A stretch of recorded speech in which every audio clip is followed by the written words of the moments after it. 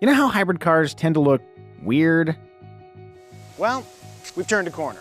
This is the Honda Insight, and it's a hybrid, but you wouldn't know that by looking at it.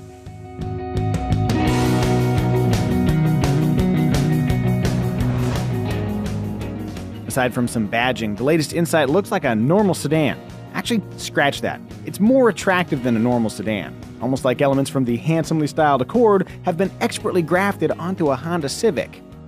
Well, that's not far from the truth. The Insight springs forth from Honda's excellent Civic platform, though it has a distinct character all its own.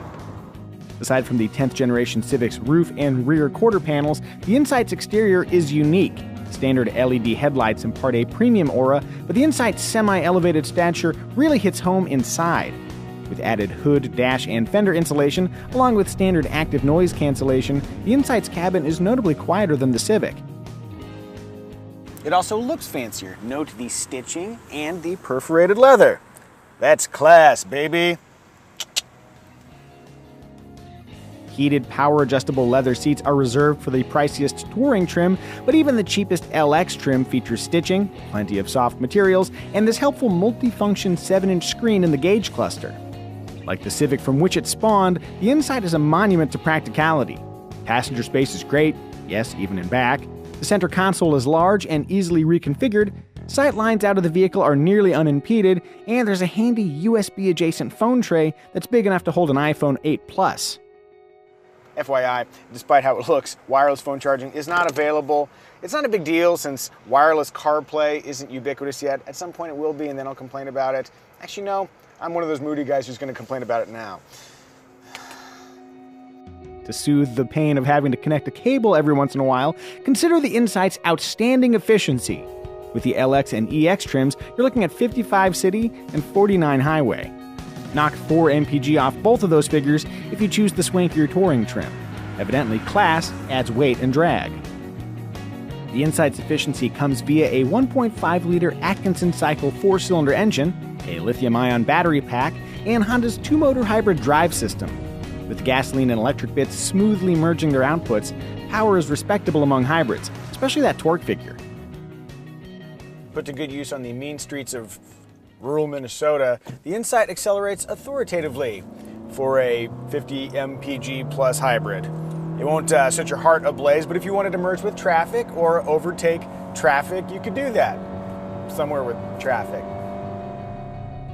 If you really stand on it, you'll be treated to CVT-style engine drone, but that's the price you pay for efficiency. Like its Honda Clarity hybrid kin, the Insight offers multiple drive modes that vary the throttle pedal's urgency. Sport is sharply responsive, Econ is mellow, and Normal is, normal. There's also an EV mode that, under the right circumstances, lets you cover up to a mile using only electricity.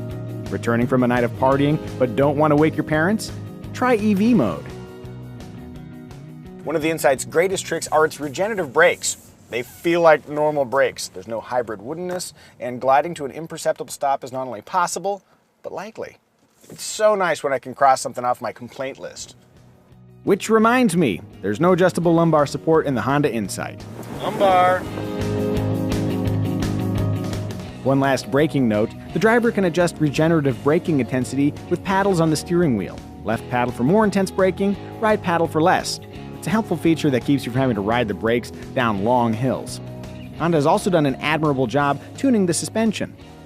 Road impacts are absorbed with smooth sophistication. Coupled with a quiet cabin and nicely weighted steering, the Honda Insight is a supremely comfortable long-haul commuter. But can it be driven stupidly? Apparently, stupid mode is available. On a more pragmatic note, cargo space is a generous 15.1 cubic feet, and thanks to the hybrid battery's placement under the rear seats, the seatbacks fold like a normal sedan's. Apple CarPlay and Android Auto are included on EX and Touring trims, as is this smartly arranged volume knob-equipped 8-inch touchscreen. Meanwhile, for a little less than $23,000, the LX slums it with a still usable 5-inch display. I don't know, slums it's probably overstating it, but for our money, the EX is worth its modest premium. For a mere $1,200 or so, the EX adds remote engine start, Honda's Lane Watch blind spot camera, smart entry with walkaway auto lock, 60/40 split rear seatbacks, a center rear armrest, an external trunk release, and you know what? Just spend the extra $1,200.